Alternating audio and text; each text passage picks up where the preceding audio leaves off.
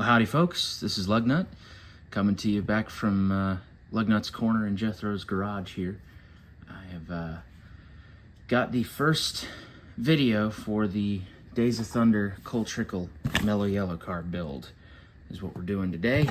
As you can see here, I've got on the bench some of the chassis and roll cage parts laid out, as well as the engine over there.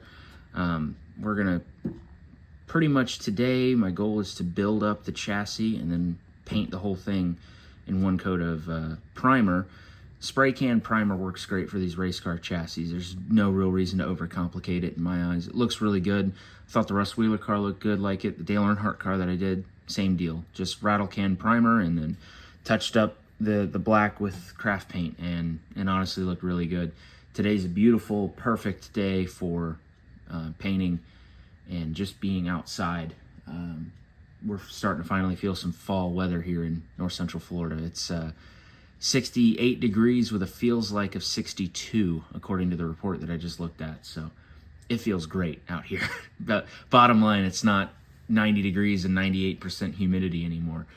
And should be a good day for laying some paint down. Great day for model work. Jethro just left with his brother to go into town. His brother's visiting from out of town, so they had to head into the big town and go get some stuff while they're here. So it leaves me back here at the garage all by myself doing some model work. So let's get to it. Well, I'm starting here with the engine transmission. I've taped off the engine block parts. We're gonna spray the transmission in a darkish silver, so it should be like a bare aluminum type look. It's a Duplicolor Nissan color, or Nissan, or Datsun if you want to. So that's what we're going with to start. I'm sure with this being molded in black, it's probably going to take a couple of coats, but that's the goal for that. And then once that's dried and cured up, I'll reverse the tape, put the tape on the silver transmission half, and paint the engine block. Probably just flat black. I don't know that they were color coding engines at this point anymore in early 90s, so we'll see. Got a decent amount of the chassis put together. I did not do this other wall yet, which this petty bar is quite twisted. You have to apply pressure in about 3 or 4 places at once. Back here, this part doesn't want to stay where it's supposed to be. This part you had to get in there, and then it twists the angle way too far up. Obviously the cage is not going to be up this high on the other side, so when I go to glue this other side on, I'm going to have to hold pressure here and here to make sure this stays down in the cage side door like it's supposed to, and that stays in the back side of that cage door like it's supposed to, and this is going to have its own pressure to stay in like that. It's a lot. It's a lot to get that done, but we're getting there. I've got the exhaust assembled. I'm going to go ahead and put that on a plate and paint it with the same paint that I painted the transmission, which is now assembled together with the engine. I put the oil pan piece on the bottom. That's it. And that transmission looks really transmission-like. I think it turns out good. That's a great paint for just doing little bare aluminum parts like that. So the exhaust is going to be the same way. It's a race car, nothing fancy. Got all kinds of other little doodads, odds and ends in here that I'm kind of working on assembling. Here's our dash. I learned my mistake from the Russ Wheeler car, because you got this top part of the dash and then the actual panel are 2 separate pieces that glue in like that, just those 2 little tiny tabs. And then you have to glue in the steering wheel on the bottom of this tab.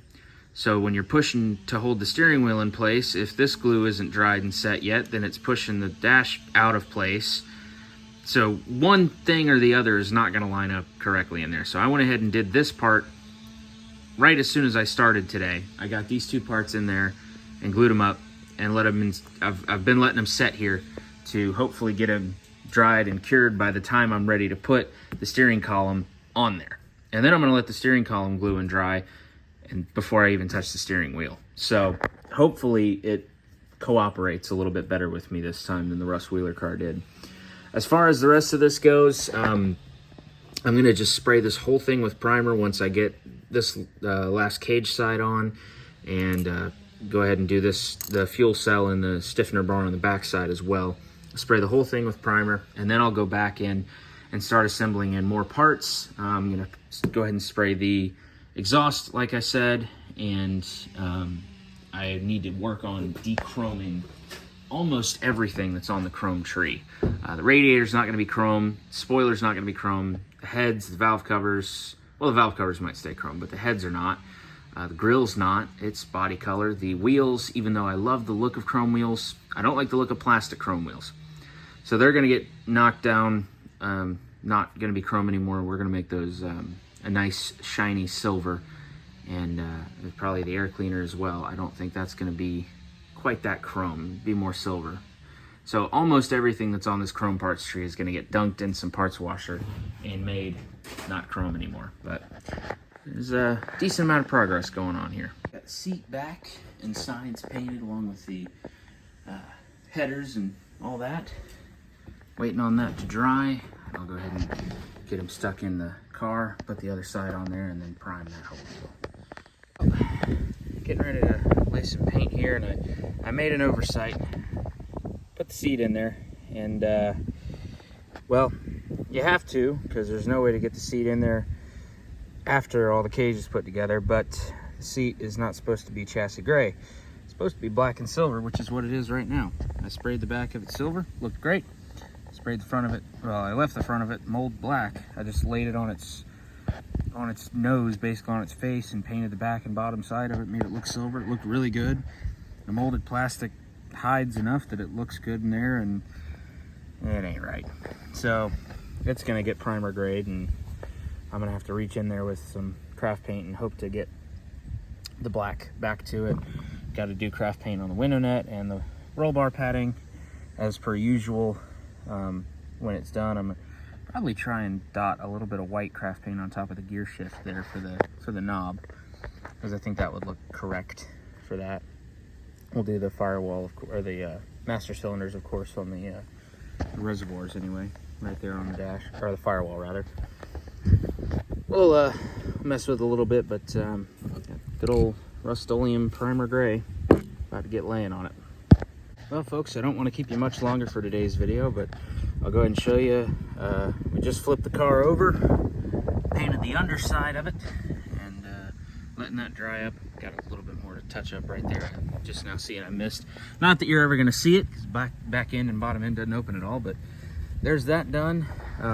The chrome, pretty much the entire chrome parts tree, minus the hood pins and deck lid pins, are all soaking and dechroming right now. When those get done, I'll paint what's appropriate for those, and you'll see that in the next update video. But there's the chassis done, and that's gonna about do it for today's video. So thank y'all for watching, and stay tuned pretty soon for the next update. This is Lugnut, over and out.